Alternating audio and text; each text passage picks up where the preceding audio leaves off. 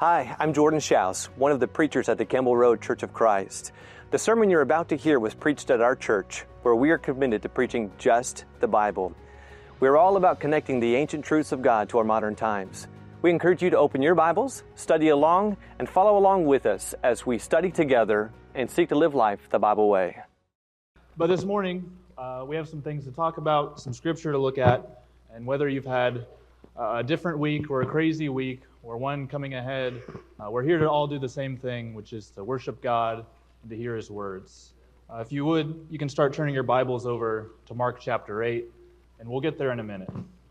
We're going to be reading quite a bit of scripture this morning, so I invite you to turn your Bibles with me and read and really picture what's happening, because Jesus is giving us these words to listen to, and we need to hear them. And I can say as many words as I want, but I'll never have any words better than what Jesus has said. You know, when I look around the room this morning, there's a lot of people here, and some people have been Christians 3 times longer than I've been alive. And some people have been Christians here for only a few weeks. And there's something that we all have in common, which is that we're here together and we have Christ. But something we all struggle with is our faith. You know, I struggle with my faith, but then I look at somebody who's been a Christian for 70 years, and he's struggled and wrestled with his faith longer than I can fathom in my life. And seeing them here today, week after week, even though they've struggled more than I've struggled, is really important to my faith. So I invite you all to look around after church or right now and just consider that and how important that is for you and what that means, and use those people who have been Christians for so long and ask them what they've been through and how they got through it, because we're not alone. But we've all struggled with our faith. Whether you're a Christian just a few weeks ago or a long time, you know, there's times when things feel clear. When things are, give me a second here. When things are obvious, when there's things that we know we need to do. You know, one day we're like, I know exactly what I want to do and how I'm going to live my life and the conversations I'm going to have, and I'm going to do it. And then the next day,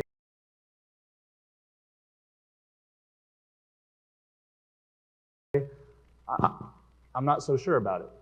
And these moments can happen over days or weeks or months. You know, there's months when we're just not so sure about our faith. We're not so sure we believe. Or at least that's how our life looks.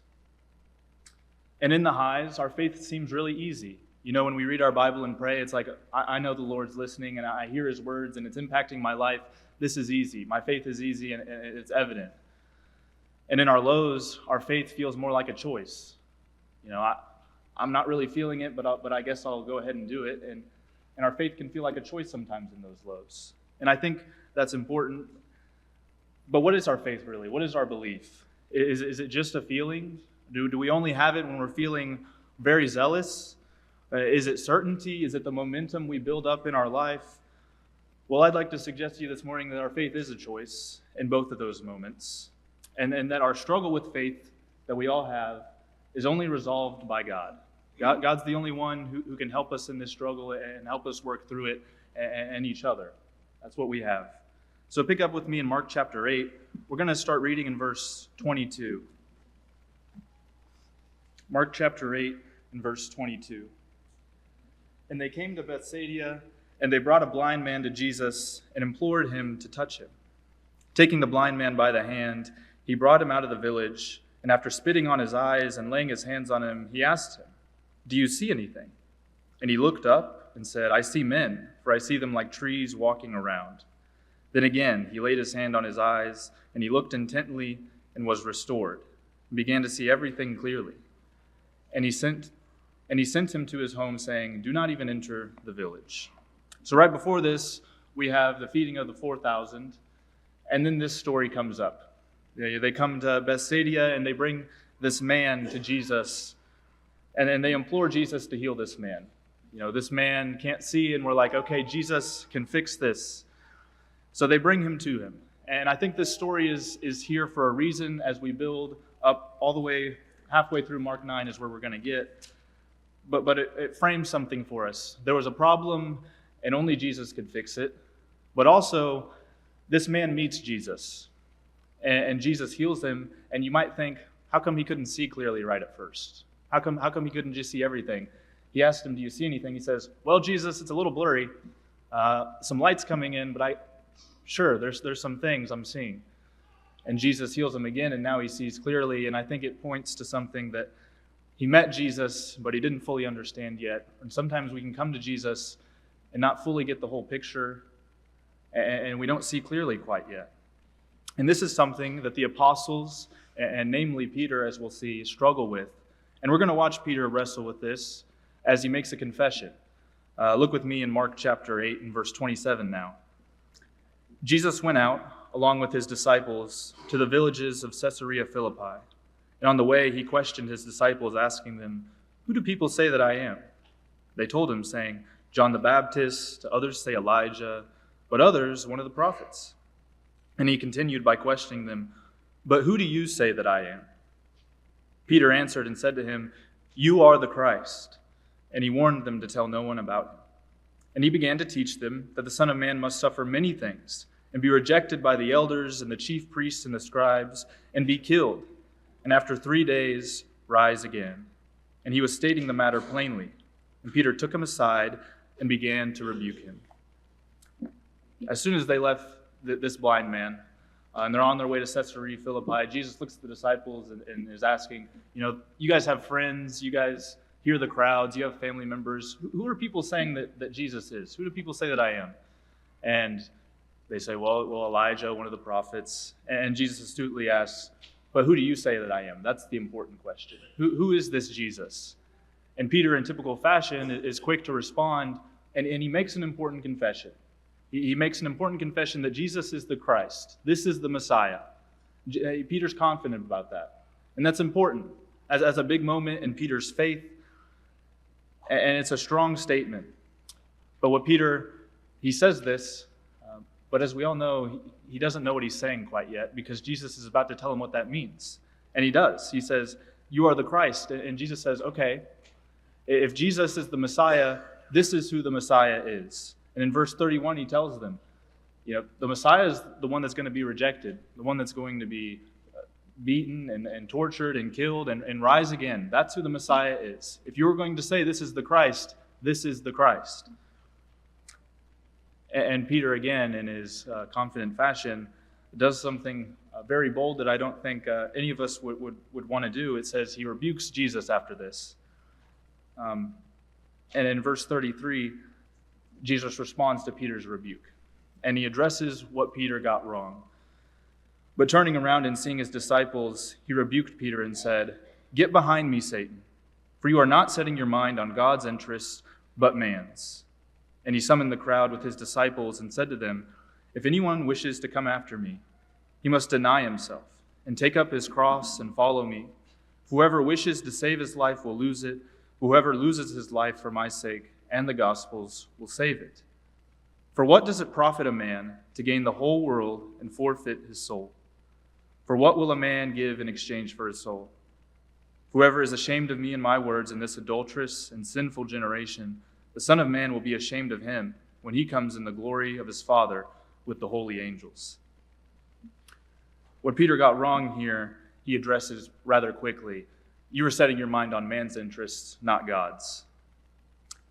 And the language Jesus uses here is really strong. And I really want us to picture that. It's really supposed to be pointed, get behind me, Satan, when he says that. When you say Jesus is Christ, and then you misrepresent him and what Peter was doing in setting his mind on man's interest and forming the Christ, forming Jesus into man's interest, Jesus responds like that. And that's because Jesus takes this seriously, and this is a serious matter. You don't misrepresent Jesus, and you're not going to form him into what you want. And in the times that I've been tempted or times when I've focused on my own will and formed Jesus into who I want, this is the response to that. I need to hear those words. These are the words I need to hear. But we need to set our mind on God's interests. Peter was thinking about the kingdom, the physical one. And what is this going to mean for me? And he made this confession, and Jesus says, well, if you're going to follow this is a king who's going to die and be rejected. He's like, why would we follow that kingdom? Why would you say that? We're about to go and make this kingdom happen. But he missed it. And then after this, Jesus describes what the cost is. If you're going to say Jesus is the Christ, there's a cost to saying that. There's a cost to being an apostle. And he describes this. And we're going to work through verse 34 through 38. And I want you to look at these questions and these statements and answer them for yourselves. You may have already answered them, but these are things I need to answer week after week, day after day, because I have to make these decisions in my everyday life. The first one, he says, is if anyone comes, in verse 34, if anyone wishes to come after me, he must deny himself and take up his cross and follow me. The first thing you're going to do is you're going to be focused on God's interests, but then you have to deny yourself. This is the cost of apostleship. This is the cost of following Jesus, is to deny yourself and pick up the cross and the fullness and the suffering and the boldness and the declaration that is. You're going to have to do that. You're going to have to deny yourself. And then Jesus in verse 35 tells them, whoever wishes to save his life will lose it, but whoever loses his life for my sake and the gospel will save it. Are you willing to give up your life? Are you really willing to do that? Because that's what you have to be willing to do, and you have to relinquish your will and submit to God. And if you're just seeking your own life and what you want, you're going to lose it. And Jesus points out, if that's what you're going to do, you need to count what your soul is worth. How valuable do you think your soul is, and how valuable is your soul to you? In verse 36, he says, for what does it profit a man to gain the whole world and forfeit his soul? I can gain everything I want. I can get the job I want. I can get all the money I want, make the friendships, do all the hobbies and accomplishments I want in this world, form all the relationships. But at the end of the day, if I haven't done what Jesus has said, what will that gain me? What will that gain me in the end? He's asking you to ask that question if you're going to follow him. What will you gain if you seek those things? And if that is more valuable than your soul, then you haven't counted the cost yet. And you haven't understood what following Jesus is about. And in verse 37, he asks the rhetorical question here, or it should be, for what will a man give in exchange for his soul? What are you going to give? After you've counted the cost of your soul, what are you going to give up for it? Sometimes we think, well, I've just formed myself. I'm going to have to give something up at some point. There's going to be a time when I need to give something up for God and for Jesus, because it's what I want, and it's what the world has, and I need to give that up. What are you going to give up in exchange for your soul? What is man willing to give up? And at the beginning, he says, you need to give up yourself completely, and you need to pick up a cross. And that's a weighty statement. If that's the thing you're going to do, you need to be serious about that and realize that there's some things I'm going to do that are going to be hard, and that's what Jesus is asking about. And that's what Jesus as the Messiah means. And in verse 38 now, Jesus points something out that they're going to face. He points something out that's going to happen, and you're going to have to face this one day. In verse 38, whoever is ashamed of me and my words in this adulterous generation, the Son of Man will also be ashamed of him when he comes in the glory of his Father with the holy angels. There is going to be a day when these disciples are going to have to decide if they're going to be ashamed about Jesus or not. And you can clearly see that with Peter when he denied him.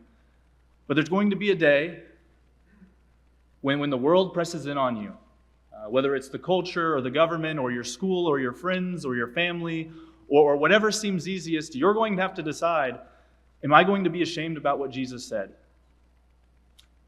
And that means that you're going to have to be bold in that moment that, no, I'm not going to be ashamed because I know who Jesus is. And you're going to have to make that decision. And again, Jesus uses strong language. He does throughout the gospel, and it's supposed to hit you hard. If you are ashamed, look how he responds to that. I will be ashamed of him when he comes in the glory of his Father with the holy angels. Whenever I make that decision that, I'm not so sure in the moment if what Jesus said is true, and I'm kind of ashamed of it.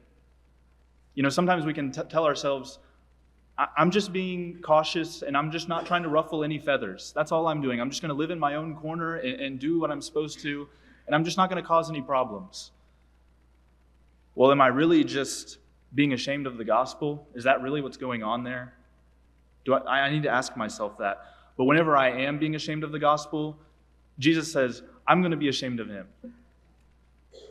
And hearing those words is really moving. Because this is how serious these matters are. This is how serious Jesus takes it. He'll be ashamed. And to hear those words are for me, if I decide I'm going to be ashamed of the gospel, that this is how Jesus reacts to that, I need to hold that weight and count that in discipleship. But these are the things that Jesus points out. If you are going to say Jesus is the Christ, you need to consider these things and ask these questions, and you're going to have to make this decision, and you're going to have to constantly make this decision. And after this, it's probably a weighty time. It was probably pretty quiet in the room after that. You could probably hear a pin drop. But things go up for them. The disciples, Peter just made this confession, and now he's about to go even higher. He's going on a mountain even. In chapter 9, you might have the title there, the Transfiguration. In verse 2, we'll start reading there. 6 days later, Jesus took with him Peter and James and John and brought them high on a mountain by themselves. And he was transfigured before them. And his garments became radiant and exceedingly white, as no launderer on earth can whiten them. Elijah appeared along with them and Moses, and they were talking with Jesus. Peter said to Jesus, Rabbi, is it good for us to be here? Let us make 3 tabernacles, one for you, one for Moses, and one for Elijah. For he did not know what to answer, for they became terrified. Then a cloud formed, overshadowing them, and a voice came from the cloud, This is my beloved Son, listen to him. All at once they looked around and saw no one with them anymore except Jesus alone. As they were coming down from the mountain, he gave them orders not to relate to anyone what they had seen until the Son of Man rose from the dead. They seized upon that statement, discussing with one another what rising from the dead meant. And they asked him, saying, Why is it that the scribes say that Elijah must come first? And he said to them, Elijah does come first and restore all things, and yet how is it written of the Son of Man that he will suffer many things and be treated with contempt? But I say to you that Elijah has indeed come, and they did to him whatever they wished, just as it is written of him. After this, 6 days later, Peter's had a good week, and he got rebuked, but now he's on the mountain with Jesus, and he sees something that is rather amazing. Jesus in all this glory, and Moses and Elijah, and he doesn't even know what to say, but he still talks anyway. But he sees this, and in Peter's kingdom mindset, this seems like a big moment. Jesus is like powering up here. We're about to take over, and they hear this declaration of the loud voice. This is my beloved Son. Listen to him. But they really didn't get it, because if you remember back in chapter 8, when Jesus tells them that he is going to be beaten and killed, the next verse in chapter 8 and verse 32, it says, he was stating to that matter plainly. He was telling them plainly. And he tells them again, and this time they say, whoa, what does Jesus mean by that? So they didn't understand yet what that meant. So they had some real zeal, but they didn't get what it meant yet. And then they ask, why does the scribes say that Elijah comes first? And Jesus plainly tells them, well, Elijah did come, and he tried to pave the way, but they rejected him. And they rejected the truth, and they're doing the same to me. Look at that. And now as they come down from the mountain, Peter sees this glorious thing. They come down from the mountain, and they're met with something different. And I think this image we're given is for a reason. They come down to the mountain, and they go down into the valley, and that's how they are spiritually and emotionally here. In Mark chapter 9 and verse 14, we'll pick up. When they came back to the disciples, they saw a large crowd around them, and some scribes arguing with them. Immediately when the crowd saw him, they were amazed and began running up to greet him. And they asked him, What are you discussing with him? And one of the crowd answered him, Teacher, I brought you my son, possessed with a spirit which makes him mute. And whenever it seizes him, it slams him to the ground and foams at the mouth and grinds his teeth and stiffens out. I told your disciples to cast it out, and they could not do it. And he answered them and said, O unbelieving generation, how long shall I be with you? How long shall I put up with you? Bring him to me. They brought the boy to him. And when he saw him, immediately the spirit threw him into a convulsion, and falling to the ground, he began rolling around and foaming at the mouth. And he asked his father, How long has this been happening to him? And he said, From childhood. It has often thrown him both into the fire and into the water to destroy him. But if you can do anything, take pity on us and help us. And Jesus said to him, If you can, all things are possible to him who believes. Immediately the boy's father cried out and said, I do believe. Help my unbelief.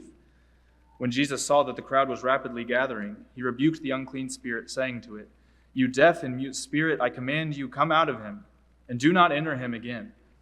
After crying out and throwing him into terrible convulsions, it came out, and the boy became so much like a corpse that most of them said, He is dead. But Jesus took him by the hand and raised him, and he got up. And when he came into the house, his disciples began questioning him privately, Why could we not drive it out? And he said to him, This kind cannot come out by anything but prayer. So as they come down to the mountain, we're met with what's usually in the gospel, people arguing and some crowds.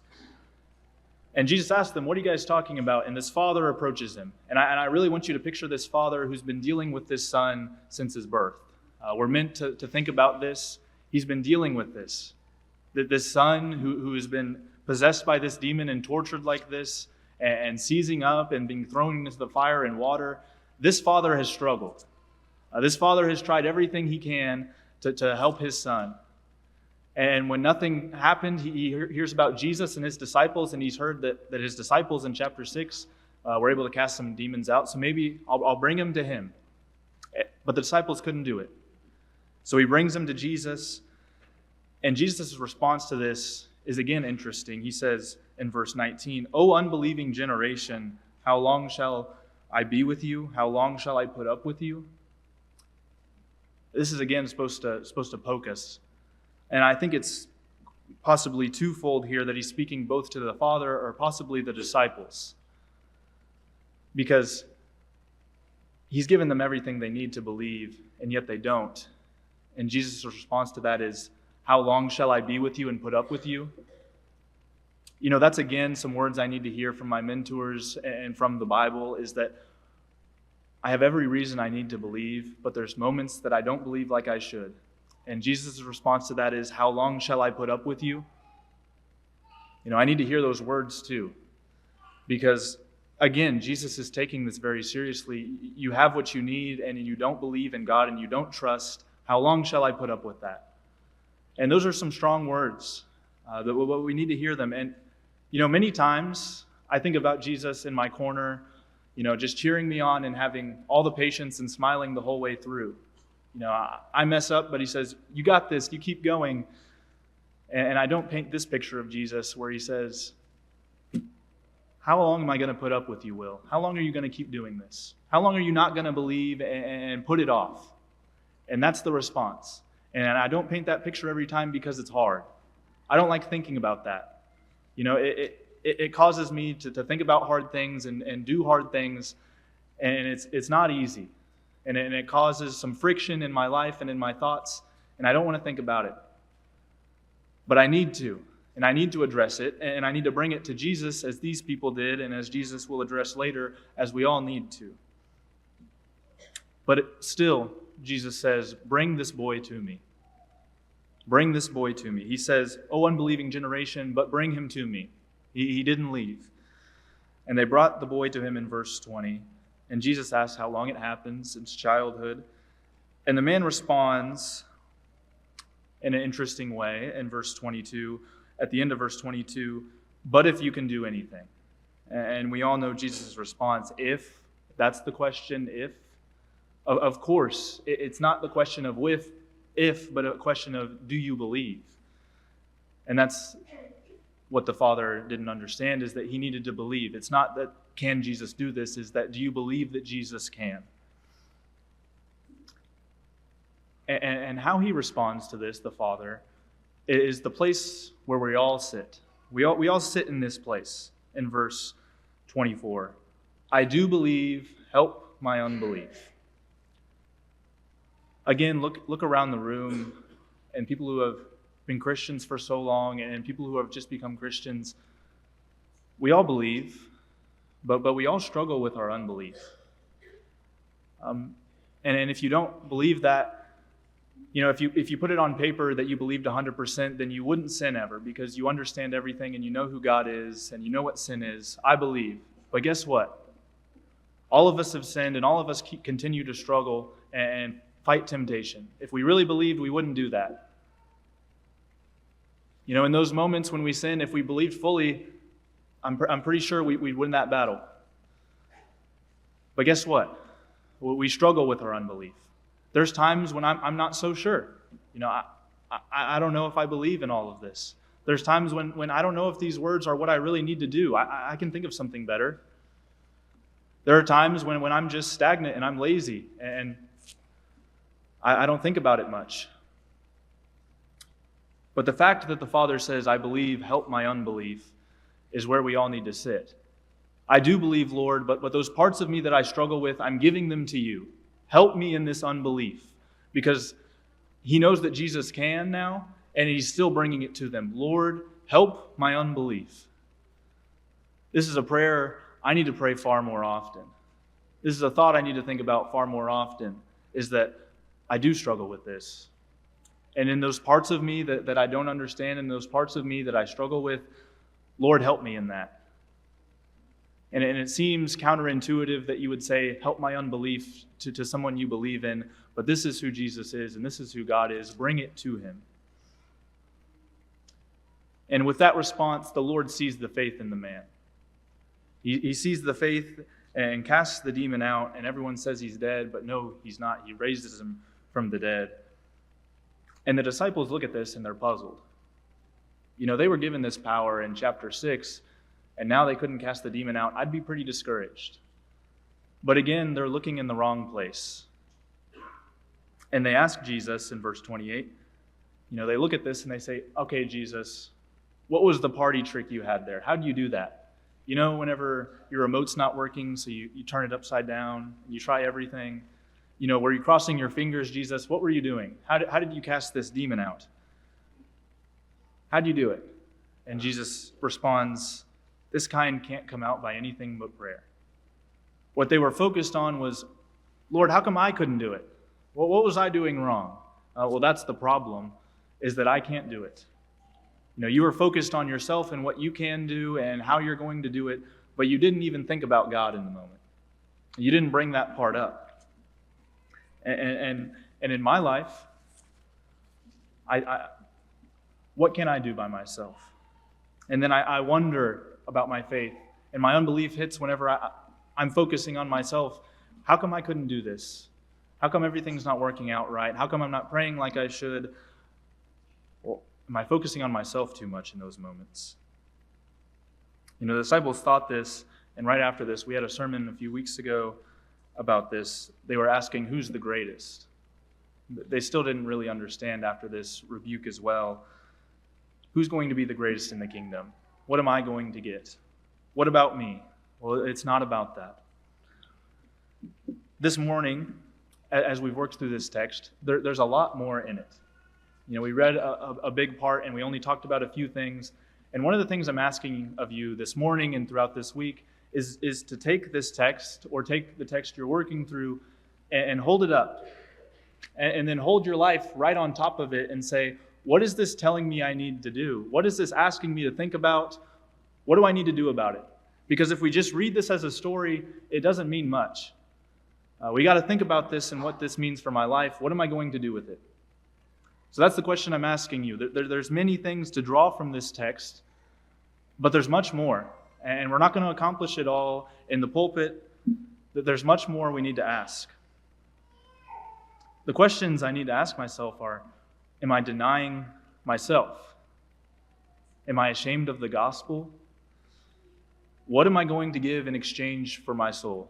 What are you going to give up for that? Are you trying to handle this alone? Because as Jesus points out, it's not going to work out like that. When faith feels easy, we praise God. And when faith feels hard, we choose Him. We have to choose Him in both moments. There's an illustration that a professor, Nathan Ward, I had, gave me, or I heard before. I don't know if it was him who encountered this or he heard this, but it went like this. There was a man struggling with his faith, and he wasn't so sure anymore. The prayer didn't feel real. The words he was hearing, they weren't moving his life. He wasn't excited. And his response to that was, I'm not really feeling it, so I'm not sure it's really a thing. I'm not sure if I have faith. I'm not sure if I do believe. It doesn't feel like it. And the response to that was something I'm going to ask us all to consider. So picture this. We've all been through this because we've all been babies. We are all born. Our mothers carried us for 9 months, and at the end of the 9 months, they were ready to see us, whether that was because they were tired or they were excited. But at the end of the 9 months, they were excited. I have quite younger siblings, so I've got to see and remember my younger siblings being born. And when you first see them, and as a mother, it's exponentially so, you just really feel that love, and you understand it. And you're so enamored by it, and how could I ever do anything against this child? But then you take that baby home, and for the next weeks or months, depending on your child, they are screaming and crying throughout the night the whole time. And about week 2 at 3 a.m. when you're screaming again in the cradle, and your mom comes to you, and if you took a picture of her walking down the hall, or if you're in the room, her getting up, you took a picture and looked at it, you'd say, she is not happy about what she's about to do. She does not look like she wants to do this. This is not what she wants to be doing. But would you ever question the fact that that mother loved her child there? Even though she didn't feel like it at all. She didn't feel like waking up for the 3rd time that night, for the 21st night in a row. She didn't feel like that. But she loved that child. And that's evident, and we know that. And sometimes in our faith, we think, I'm just not feeling that zeal. I'm not feeling it when we're singing the songs. I'm not sure if it's real anymore. Well, in those moments, bringing that to God and saying, Lord, help my unbelief in that, that's what we need to be doing. Because our faith is a choice. It's not just a feeling, because if it was a feeling, it would have been gone long ago.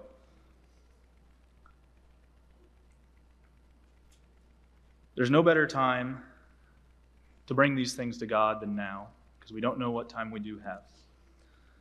We know a God who can, and that's never the question. But the question is, what will we do with knowing who God is? We need to count the cost and bring our unbelief to God, and we need to choose our faith. And if you're struggling, there's many people here who have struggled before us. There's many people here who have struggled much more than we have, and we have them to ask. And all of you are so important to my faith in that I've been so moved by meeting all of you, and the people I haven't met I'm excited to, and that there's so many who have gone through things I don't understand and love the Lord still. And I need that in my life, and we all need that. If you need anything at all, now's the time to bring it to God, because we know a God who can. Whatever you're facing, we know a God who can and will. Lord, help our unbelief. Thank you so much for listening to this sermon. You can find more sermons and resources at our website, thebibleway.com. If you have any questions over anything that you've heard, we'd love to talk about them with you, and you can contact us at info@thebibleway.com. If you'd like to study together, we'd love to meet with you face-to-face. Contact us through our website or come to meet us face-to-face this next Sunday. We'll have a seat saved just for you.